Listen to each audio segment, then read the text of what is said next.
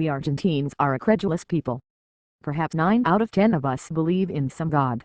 Most of us certainly believe that the god is Argentine. True, most of the evidence we have used to support this suspicion has come from soccer.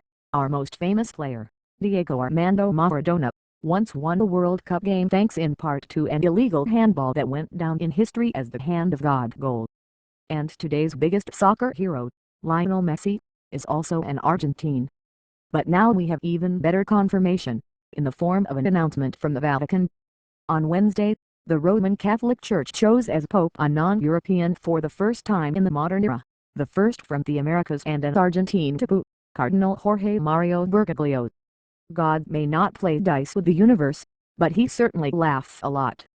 A 76-year-old Jesuit, Cardinal Bergoglio became the Archbishop of Buenos Aires in 1998. But early in his career, in the 1970s, he was the national boss of the Society of Jesus, a time that overlapped with the most violent years of military dictatorship in Argentina. The hierarchy of Argentina's Catholic Church was complicit with the military genocide.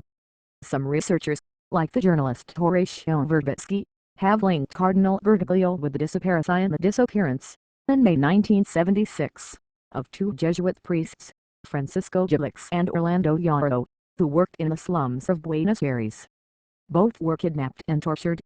The cardinal has always denied involvement, but many Argentines remain convinced that he withdrew protection from the priests, allowing the military to prey on them. Leading up to the conclave, the Catholic Church was busy worrying about the appalling issue of the sexual abuse of children by so many of its priests. Cardinal Bergoglio did not awaken any such suspicion. But one could perhaps compare his record with that of his predecessor, Pope Benedict XVI, who was a teenage member of the Hitler Youth.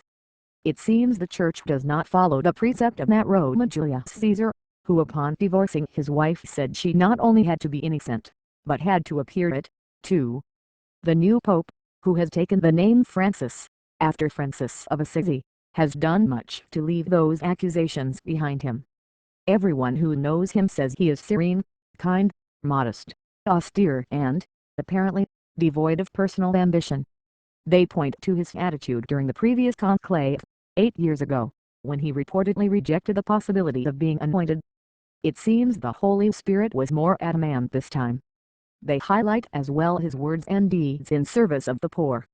These social stances often led to clashes with Nestor Kirchner and his wife, Cristina Fernández de Kirchner, the back-to-back presidents of Argentina since 2003.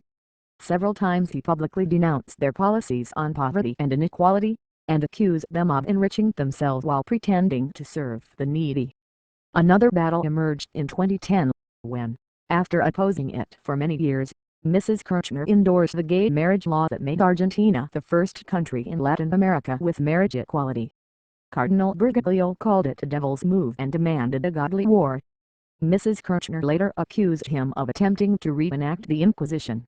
So she was relieved when, in 2011, his term as head of the Argentine Catholic Church expired. She probably would never have guessed, did anyone, that he would be made the master of the kingdom, God's representative on earth.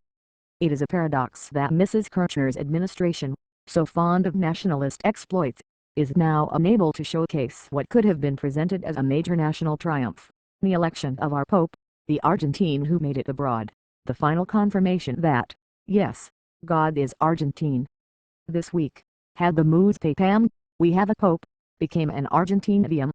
His election underlines the assumption that the center of Catholicism is shifting to the world's poorer regions of Africa, Asia and Latin America.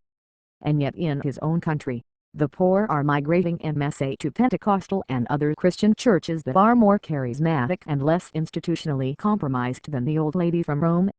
Perhaps Pope Francis' election will reverse that shift. In fact, I dread the effect that this unexpected divine favor will have on my country. We are a society that turned to tennis once Guillermo Vilas won a Grand Slam in France, grew obsessed with basketball when Manu Ginóbili made his mark in the American NBA, started raving about monarchy when an Argentine-born princess married the Crown Prince of the Netherlands, and has persisted in doubting Jorge Luis Borges' value because he never won the international honor of a Nobel Prize. The fact that one of us is now sitting on St. Peter's throne may have a huge effect on the weight of Catholicism on our lives. Catholicism has never excelled at letting non-believers live as they believe they should. The right to legal abortion, for one, will be a ruthless field of that battle. Our Pope will surely never allow his own country, where legal abortion remains severely limited, to set a bad example. Here, as everywhere, the Vatican is a main lobbying force for conservative, even reactionary, issues. An Argentine Pope can bring this power to uncharted heights. Or perhaps not.